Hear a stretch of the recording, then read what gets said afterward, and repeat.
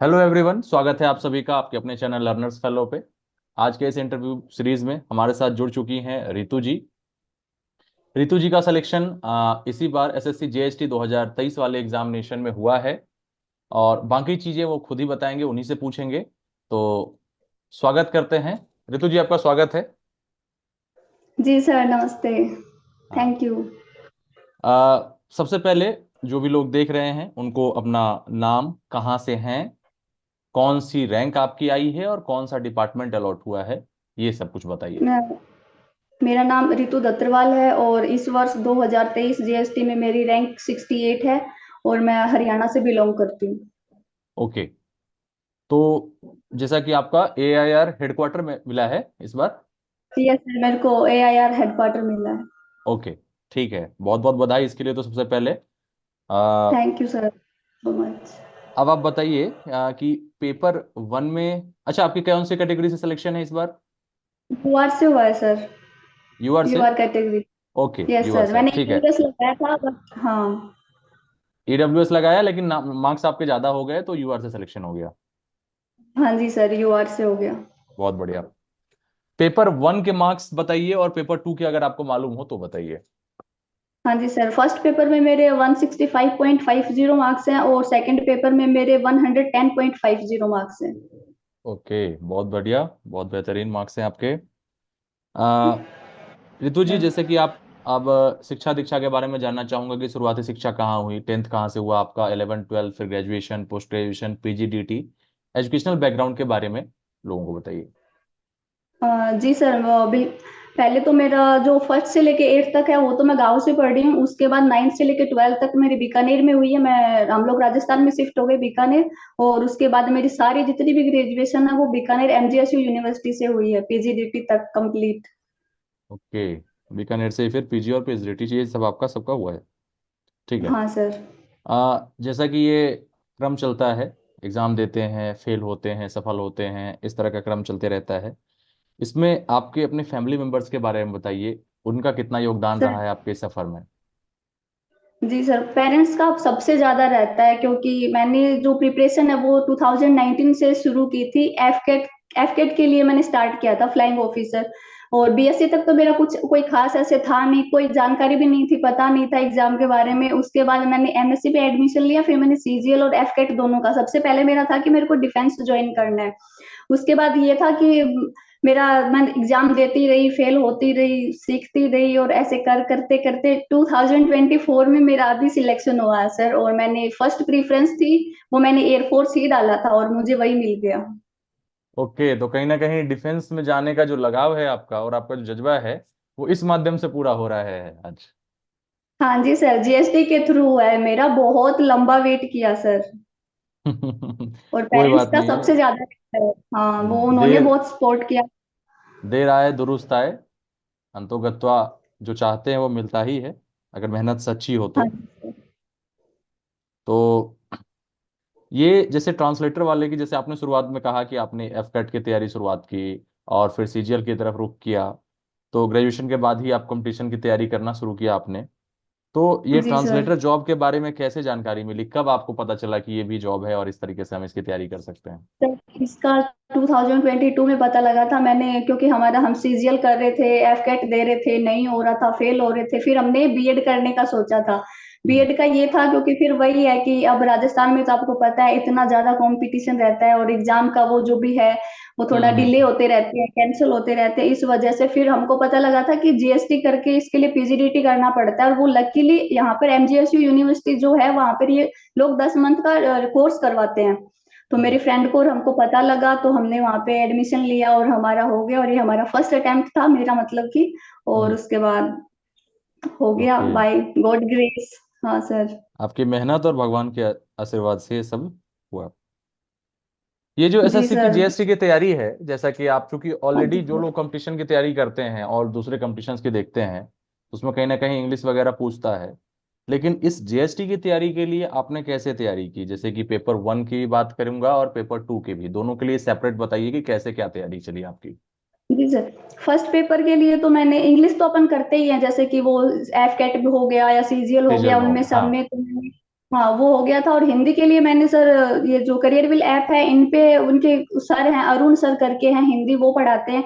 उनसे हम्म। मैंने पढ़ा था, कुछ टॉपिक्स पढ़े थे और उनका पेड बैच भी लिया था। और ये जो जीडी के मॉक हो गए और टेक्स्ट बुक के मॉक हो गए, ओलिव बोर्ड के, वो मैंने भरपूर मॉक दिए थे सर। मतलब एक जो बात थी वो मतलब ये कि 22 अगस्त को इसका नोटिफिकेशन आया था और 23 अगस्त को मेरे दादाजी का देहांत हो गया था। मेरा उनके साथ बहुत गहरा लगाव था, तो वो चीज था, थोड़ा सा डिस्टर्बिंग थी। बट जैसे करके मैंने कोशिश करी थी। और मैंने मॉक बहुत सारे दिए थे सर, अनलिमिटेड मॉक। जितने भी टेक्स्ट बुक के, जीडी के हो गए ना, जीडी की जो हिंदी आती है, क्योंकि हिंदी अच्छा का अच्छा, थोड़ा जीडी रहता जो है अपने ऊपर, कांस्टेबल मेरी वाला जो सारी। आता है।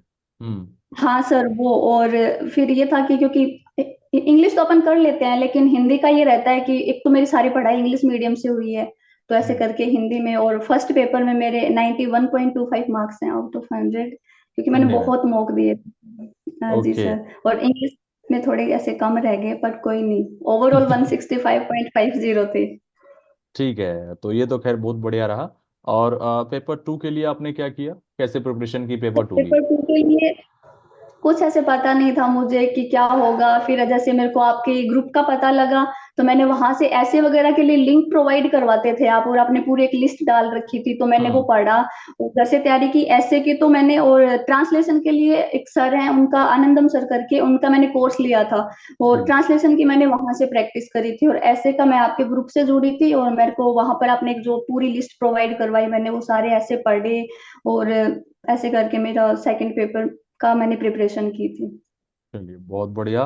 तो पेपर वन भी हो गया, पेपर टू भी हो गया, और फर्स्ट अटेम्प्ट में सिलेक्शन भी हो गया। जी सर। यही होता है, छोटी छोटी तैयारियां जब आपस में जुड़ती चली जाती है ना, तो वही सक्सेस का रूप लेती है। ओके। हाँ जी सर। तो मॉक्स के लिए क्योंकि आपने जो था, मेनली। हाँ। अभी 31 दिसंबर को था एग्जाम, 27 दिसंबर को हमारा डीपीएचसीएम का रिजल्ट आया था, वो उसमें मैं मेरिट आउट हो गई थी। ऐसे करके फिर 3 जनवरी को उसका रिजल्ट आया, ईपीएफओ डबल एस का, उसमें मेरिट आउट हो गई सर। फिर नींद उड़ गई थी, फिर ऐसे लग रहा था कि पता नहीं जीएसटी में क्या होगा। और क्योंकि एक ये भी होता है ना कि आप लड़के हो, आपके ऊपर प्रेशर आता है, शादी का आता है।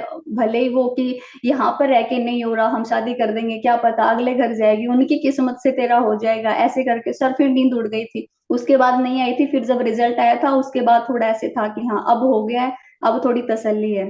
अभी नहीं। जी सर।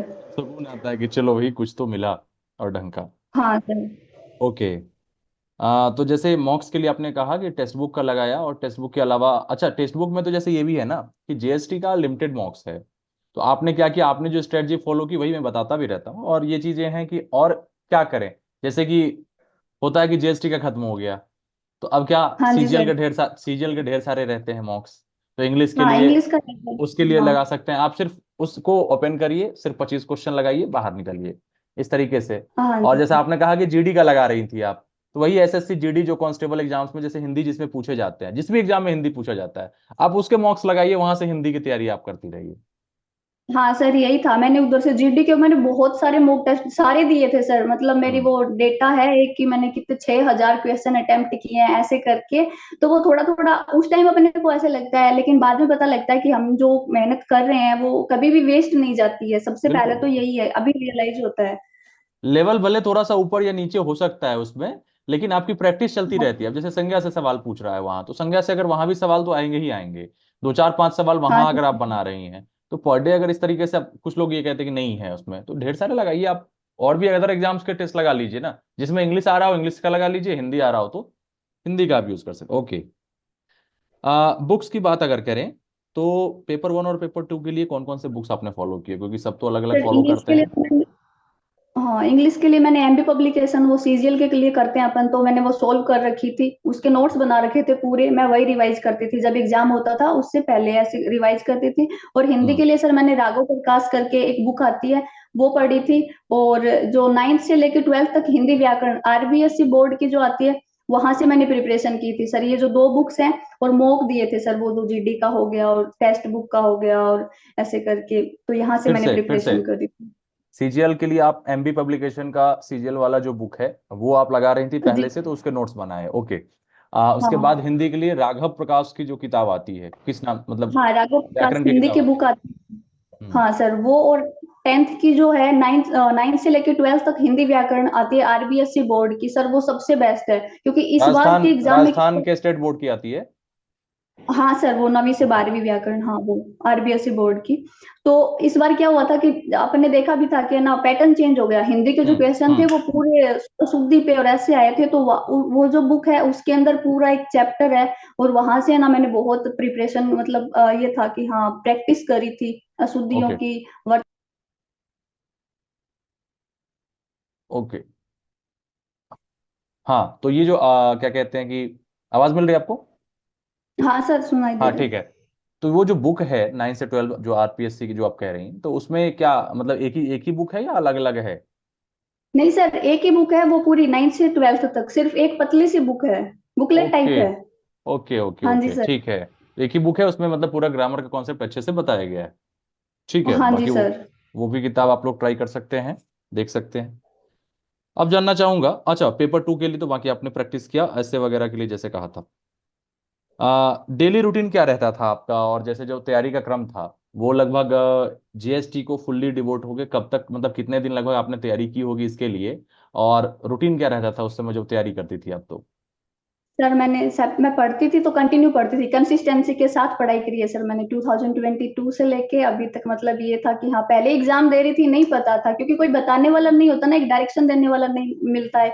वो ऐसे फैमिली बैकग्राउंड कुछ इस टाइप का रहता है, क्योंकि बेसिकली हम किसान हैं तो हम्म। इतना ज्यादा कुछ पता नहीं होता है।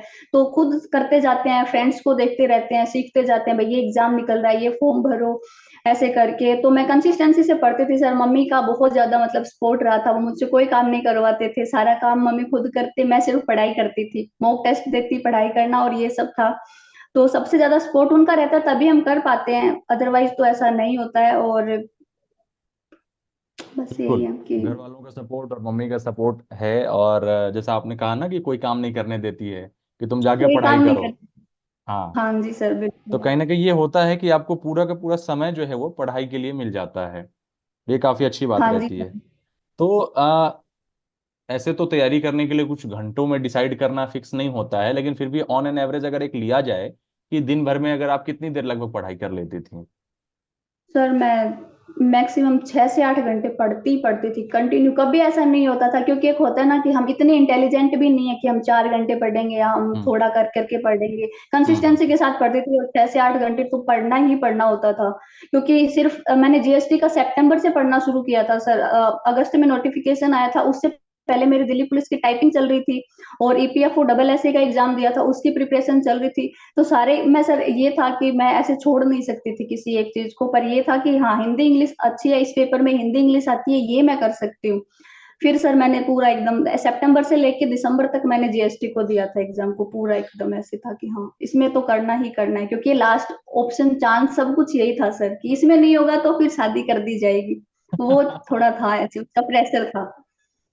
चलिए, खैर बहुत अच्छा कि आपकी मेहनत रंग लाई, और ये जो जुनून होता है ना कहीं यही हमें आगे बढ़ने के लिए मजबूर करता है, और इंस्पिरेशन का काम करता है कि नहीं करना ही करना है, यही ऑप्शन है, हाँ डू और डाई वाली जब खासकर जब सिचुएशन आ जाती है ना कि ये तो लास्ट है, नहीं तो तब फिर हाथ से निकल जाएगा ये मौका, फिर तब आपका सिलेक्शन तो हाँ जरूर होना है। यही बात है, सच्ची मेहनत थी।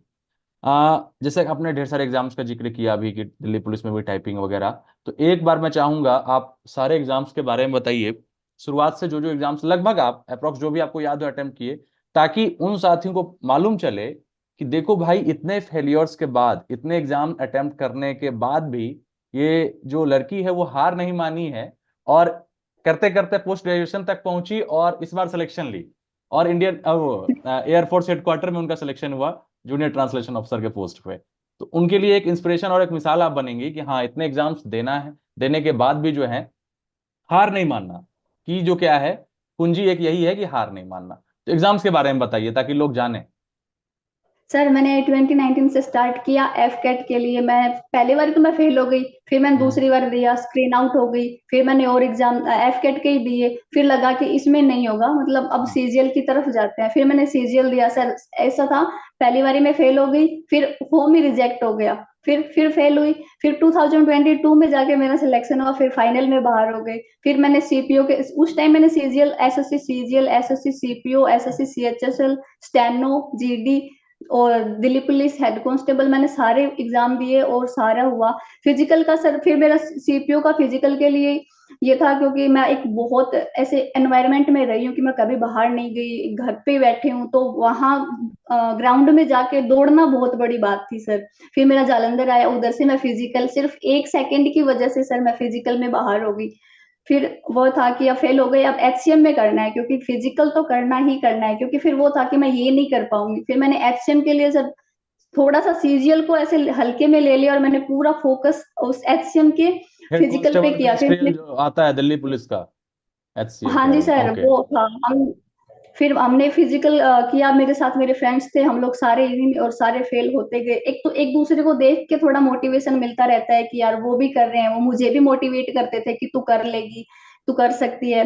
वो था सर। और फिर सीआरपीएफ का दिया मैंने, सीआरपीएफ एचसीएम, उसमें भी वो भी क्लियर हुआ। उसमें मैं डीवी तक नहीं गई थी, क्योंकि मेरे को ऐसे था कि मेरा डीपीएचसीएम में हो जाएगा, तो उधर सीट क्यों खराब करनी है। वो नहीं पता था कि एचसीएम में मैं बाहर हो जाऊंगी, ऐसे करके। और फिर सर मैंने एफसीआई का दिया। एफसीआई का लास्ट का जो फॉर्म था सर मेरा, वो गलत भरा गया। मेरे मेंस में मार्क्स एफसीआई अच्छे में थे जो और ट्रांसलेटर का आया था उसकी बात कर रही हैं? नहीं सर, एफसीआई एजी 3 वाला था ना वो। ओके। जी सर, मैंने वो दिया था, तो वो फॉर्म हम्म। गलत भरा गया था। टेक्निकल पोस्ट भरवा दी मैंने, मुझे नहीं पता था, और उसमें मैं ऐसे करके बाहर हो गई। फिर हम्म। ऐसे फेल होते गए। फिर ईपीएफओ का दिया था, वो क्लियर हो गया, फिर उसमें भी मेरिट आउट हो गई, टाइपिंग देख के आए। और एक ये भी रहता है सर कि मैं बाहर जाती हूँ, लंबा ट्रेवल होता है, तो मेरे को थोड़ी ऐसे दिक्कत है कि वोमिटिंग होना, और वो खुद को फिर मैं खुद हम्म। खाना नहीं खाती हूँ, मेरे साथ मम्मी पापा जाएंगे, वो खाना मेरे को देख के वो नहीं खाएंगे सर। पूरा एकदम माहौल ऐसा होता था, तो थोड़ी डांट भी पड़ती थी कि तू दुखी करती है, ऐसे करके। पर मोटिवेशन बहुत रहता था, और बहुत ज्यादा सपोर्ट रहा है सर पेरेंट्स का। उनके बिना तो अपन कुछ भी नहीं कर सकते हैं। कि होता है कि संभालने वाला चाहिए होता है, क्योंकि ऐसा होता है ना, जब रिजल्ट आता है तो फिर ऐसे वो पूछते हैं कि है ना क्या रहा, हो गया कि नहीं हुआ, और जब वो बताना होता है कि नहीं हुआ, तब इतना दुख होता है ना सर। पर उनके मुंह से सिर्फ इतना निकलता है कि कोई नहीं, इस बारी नहीं, अगली बारी हो जाएगा। तो वो थोड़ा ऐसे रहता है सर। बिल्कुल, क्योंकि देखिए आप जैसे बता रहे हैं ना, मम्मी पापा साथ में जाते थे। लड़कों के साथ क्या है कि वो अकेले चले जाते हैं कि चलो ठीक है एग्जाम देके चले आएंगे कहीं से। महिलाओं के साथ थोड़ा सा होता है कि साथ में किसी को जाना होता है कि भाई लड़की है, दिक्कत हो सकती है, या साथ में रहना खाना पीना के लिए। तो लगता है ना उस समय बताने में, आपकी फीलिंग में बता रहा हूँ कि वहां पे बताने में सोचिए कैसा लगता होगा कि एक एग्जाम नहीं हुआ। और आपके जर्नी के साथ साथ, आपके स्ट्रगल के साथ साथ आपके माता पिता का स्ट्रगल दिखता है कि देखो, मेरे सिर्फ एक एग्जाम दिलाने के लिए ये 1500 किलोमीटर, 1000 किलोमीटर बाई ट्रेन गए हैं, और वहां से फिर आए हैं, और फिर भी सिलेक्शन नहीं हुआ। तो उसमें लगता है यार अपनी हार नहीं हुई, ये दोनों भी हार रहे हैं, तो और हाँ ज्यादा बुरा सर, लगता होगा। बहुत ज्यादा लगता है सर, जब वो पूछते हैं ना कि क्या रहा। क्योंकि 27 दिसंबर को मेरे को याद है, जब रिजल्ट आया था डीपीएचसीएम का, तो ऐसे था, मम्मी की तबीयत खराब थी और पापा ड्यूटी गए हुए थे। पापा ड्यूटी से आए तो उन्होंने मम्मी को मैंने बताया नहीं था कि मेरा रिजल्ट आ गया, पर वो फेस एक्सप्रेशन से पता लग जाता है, क्योंकि आप रोने वाले होते हो, आप रोते नहीं, आप कंट्रोल करते हो, ऐसे करके। फिर मैंने बोला, मम्मी ने बोला क्या हुआ, रिजल्ट आ गया? मैंने कहा हाँ रिजल्ट आ गया। कि क्या? मैंने कहा नहीं हुआ, सिर्फ 2 नंबर से बाहर हुई थी, मार्क्स तो अभी आए थे कुछ टाइम। पापा आए, हम्म। पापा ने बोला क्या रहा? मैंने बोला नहीं हुआ, के ना कुछ नहीं, तू जीएसटी में लगेगी, तेरे लिए वो है, तो इसका ध्यान मत दे, ऐसे और करके ये भी सर। होता है ना कि जब नहीं होता है तो लगता है कि कई बार अगली बार कि अरे फॉर्म ना डालूं क्या, कि नहीं तो फिर इन लोगों को परेशान होना पड़ेगा। वो तैयार हैं, वो एग्जाम दिलवाएंगे, 10 बार नहीं 20 बार दिलवाएंगे, फिर भी लेकिन अंदर से एक हिचक रहती है ना। हिचक सर सोच। बहुत ज्यादा, क्योंकि मैंने ये एग्जाम दे दिया था 31 दिसंबर को। उसके बाद सीएसआईआर एएसओ का और डी ट्रिपल एस भी हॉर्टिकल्चर ऑफिसर के निकले थे। पापा ने बोला तू फॉर्म तो भर, तू तैयारी तो कर। मेरे को ये था कि पता नहीं अब क्या होगा, क्योंकि 3 जनवरी को फिर ईपीएफओ का रिजल्ट आ गया था सर। फिर मेरे को ऐसे लग गया था, और फिर मेरे से पढ़ाई भी नहीं हो रही थी। फिर मैं गाँव चली गई थी, मैंने कहा ना मैं यही छोड़ है रही हूँ, अब देखिए मेरे से कि कुछ। माता पिता का जो सपोर्ट है ना, वो काफी आगे ले जाता है आपको, उनके आशीर्वाद से ही सब कुछ होता है, फलीभूत होता है। और ये जरूरी है। देखिए इसलिए भी बात करना ये जरूरी रहता है। इतने फेलियर्स आपने इतनी आसानी से कह दिया कि फेल होती चली गई चली गई, लेकिन उस समय कितना पेनफुल रहता है और कितना वो प्रेशर डालता है माइंड पे, वो एक एस्पिरेंट ही जानता है, भर्ती ही जानता है कितना ज्यादा वो स्ट्रगलिंग पीरियड कितना दुख देता है। लेकिन वही है कि फेलियर के बारे में हम बात नहीं करेंगे क्योंकि सभी तो हाँ सक्सेसफुल हो गए, सक्सेस मिल गया, लेकिन फेलियर के बारे में भी बात करना जरूरी है। रीजन ये है ना कि वो हमें बहुत कुछ सिखाता है। हमेशा कहता हूं कि जी कोई सर। इंसान हारता नहीं है, या तो कुछ सीखता है, नहीं तो फिर वो जीतता है। ठीक है। तो इन चीजों से आपने कहीं ना कहीं सुधार किया। तो एक चीज उन लोगों के बारे में बताइए जिनका सिलेक्शन इस बार रुक गया है, उनको लगता है कि मेरे लिए जीएसटी बना ही नहीं है, मेरे लिए अब सिर्फ अगला जो एग्जाम होने वाला है वो आखिरी अटेम्प्ट है, एज निकल जाएगी, या दो चार एग्जाम में नहीं हुआ, हताश बैठे पड़े हैं कि अब सरकारी नौकरी किस्मत में नहीं है। तो अब सामने आपके बैठी हैं रितु जी, तो रितु जी उनके लिए बताइए कि क्या मैसेज है आपका, क्या करना चाहिए। सबसे पहले तो सर ये कि मैंने कोई कितने एग्जाम दिए हैं 4 साल में, हर एक एजेंसी का जितने एग्जाम जीडी से लेके पूरा जो भी एक ऑफिसर रैंक तक निकलते हैं वो मैंने सारे फॉर्म भरे, और मेरिट आउट हुई, फेल हुई, कोई फर्स्ट फेज तक गई, कोई सेकंड फेज तक, कोई फाइनल तक, ऐसे करते करते। और सर एक वो सबसे बड़ी बात ये कि मैं एक चीज को हमेशा एक लाइन पढ़ती हूँ कि आप हमेशा जिंदगी में बेहतर के लिए रोते हो लेकिन जिंदगी आपको बेहतरीन देती है। मैं अगर मेरा डीपीएचएम में होता या कुछ और होता तो मैं यहाँ तक नहीं पहुंच पाती सर। और हमेशा बस ये होता है कि गिव अप नहीं करना होता है, कि एक एक होता ना कि क्या पता ऐसे लिखा हुआ कि थोड़ा सा और करना है, एक अटेम्प्ट, एक प्रयास और हो जाएगा। वही था सर, हो जाता है, बस गिव अप नहीं करना होता है कभी भी, क्योंकि जिंदगी हमें बेहतरीन देगी सर, तो हम बेहतर के लिए क्यों रोएं फिर। कि हम बेहतर के लिए रोते हैं लेकिन जिंदगी हमें बेहतरीन देती है। और वही है जिंदगी हमें कि जो बेहतरीन। सफर को आधा छोड़ के लौट आएगा तो बेहतरीन उसका इंतजार ही करता रह जाएगा, बेहतरीन मिलने वाला है नहीं उसे। तो वही जी है। सर, क्योंकि मैंने ये बोला था कि मेरे को अच्छी ग्रेड पे चाहिए, और मेरे को जैसे मैं अभी बीकानेर में रहती हूँ कि मुझे बीकानेर में ही पोस्टिंग चाहिए, और लकीली सर कि मतलब ऐसा है कि मुझे जहां तक चांसेस है बीकानेर में ही मिल जाएगी ये वाली जो चलिए, पोस्टिंग है। भगवान करे आपको बीकानेर में ही पोस्टिंग मिल जाए। हाँ, तो एक मैसेज उनके लिए, उनको क्या कहेंगे आप, क्या करना है जिनका नहीं हुआ इस बार। सर यही बोलूंगी कि बस मेहनत करते रहो, क्योंकि वो होता है ना कि हम कुछ भी कर लो, हमें नहीं पता होता है कि हमें कब मिलेगा, लेकिन जब मिलेगा तब हमें जिंदगी सबसे बेस्ट से भी बेस्ट देती है। बस हम्म। प्रैक्टिस करते रहो, मेहनत करते रहो, और आपका सिलेक्शन हो जाएगा। ऐसा नहीं है कि नहीं होगा, ऐसा हो ही नहीं सकता सर, वरना फिर मेरा ही नहीं होता, मैंने इतने एग्जाम दिए हैं, कभी नहीं होता ऐसे मैं मान के चलती तो। बस वही है कि क्या कमी रह गई देखो और सुधार वो करो देखो। अगली हाँ। अगली बार जो है हमें जब अटेम्प्ट लेना है तो ये देखना है कि पिछली बार की गलती से जरूर सीखना है कि उसमें क्या कमी रह गई थी। हम हिंदी पोर्शन में वीक रह गए थे, इंग्लिश में हमारा कौन सा चैप्टर वीक रह गया था, हमें पैसेज नहीं सॉल्व कर पा रहे थे, या पीक्यूआरएस वाले जो अरेंजमेंट वाले क्वेश्चन है उसमें हम ढील मतलब नहीं कर पा रहे हैं। तो बस उस कमी को ज्यादा और अच्छे से प्रैक्टिस करके उसको सुधार करिए और नेक्स्ट अटेम्प्ट फिर से लीजिए। कहते हैं ना कि जब जी शेर सर। 2 कदम पीछे लेता है इसका मतलब कि वो 4 कदम आगे उछलने वाला है। वही हाँ बात है, वही जब आप सर। थोड़ा सा पीछे हुए हैं तो इसका मतलब अनुभव, जो उस एग्जाम का अनुभव आपके साथ जुड़ चुका है, और आप जब अगली बार उसी एग्जाम को देंगे ना तो आप दोहरी ताकत के साथ और दुगने जोश के साथ उस एग्जाम को दीजिए। हाँ सर, क्योंकि अब ये पता होगा कि एग्जाम का पैटर्न का पता लग गया, और हाँ। ये भी कि भाई हमारी कहाँ पे नंबर कट रहे हैं, ट्रांसलेशन हो गया या वर्तनी वो जो है हम्म। अशुद्धि कर रहे हो आप उसकी वर्तनी की, तो काफी सारी चीजें हैं सर। करनी चाहिए, मेहनत तो करते रहना चाहिए, तभी होगा। ऐसा बिल्कुल नहीं है कि नहीं होगा, क्योंकि बिल्कुल। अगर। तो और भी कुछ कहना चाहेंगी। बस यही सर कि सबसे बड़ी बात सर, हम प्रिपरेशन के टाइम में क्या होता है कि अपनों को टाइम नहीं दे पाते हैं। हम्म। लाइक जो भी है तो उनको आप अपनों को भी वक्त दे, ऐसे नहीं कि हम पढ़ाई कर रहे हैं पढ़ाई कर रहे हैं, क्योंकि एक टाइम होता है और उसके बाद थोड़ा ऐसे हो जाता है। तो ये है कि पढ़ाई करो और अपनों को टाइम दो, क्योंकि हाँ, वो कई हमारे बार लिए हमें। दूरी बना लेनी होती है और एक तरीके से उस समय पे लगता भी है कि जरूरत है, क्योंकि अब होता है ना कि जो फ्रेंड सर्कल आप मेंटेन कर रहे हैं, जो रिलेटिव के साथ जितना जितनी देर बातें करनी है उतनी देर बातें कर रहे हैं, पर डे कर रहे हैं, लेकिन एक फेज ऐसा आता है ना कि इंसान खुद थोड़ा सा चिड़चिड़ा हो जाता है, या सिलेक्शन का प्रेशर रहता है, नहीं हो पाता है, तो उनसे थोड़ी सी होता है ना कि दूरी बना लेते हैं। अब सिलेक्शन नहीं हुआ है तो क्या उनके घर जाएं, क्या मुंह दिखाएंगे, या कहीं पूछ लिए तो क्या बताएंगे। हाँ जी सर, वो भी है, और अपनों से मेरा मतलब है कि जो आपके ग्रैंड पेरेंट्स हैं उनकी एज हो रही होती है, वो थोड़ा टाइम चाहिए होता है, उनको नहीं पता होता है, क्योंकि मेरे दादा दादी जो हैं वो 2023 में 2 महीने के अंतराल पे दोनों का देहांत हुआ था, और मेरे को वो रिग्रेट हमेशा रहेगा कि मैंने सिर्फ पढ़ाई को प्रायोरिटी देके, थोड़ा मेरे को लगा था कि मैंने ऐसे ग्रांटेड ले लिया था कि कोई नहीं, अभी तो यंग हो आप, अभी तो क्या है, और पता ही नहीं चला सर। मैं पढ़ रही थी, सुबह फोन आया था, तो थोड़ा ऐसे होता है, इसीलिए मैं बोल रही हूँ कि जो आपके ग्रैंड पेरेंट्स हम्म। जो भी है उनको टाइम बिल्कुल देना चाहिए सर, बिल्कुल ये जिंदगी सही है, में फिर। हाँ, सर। क्योंकि आप चल रहे हो ना, आपकी जिंदगी अगर बढ़ रही है तो सभी की जिंदगी भी तो बढ़ रही है ना।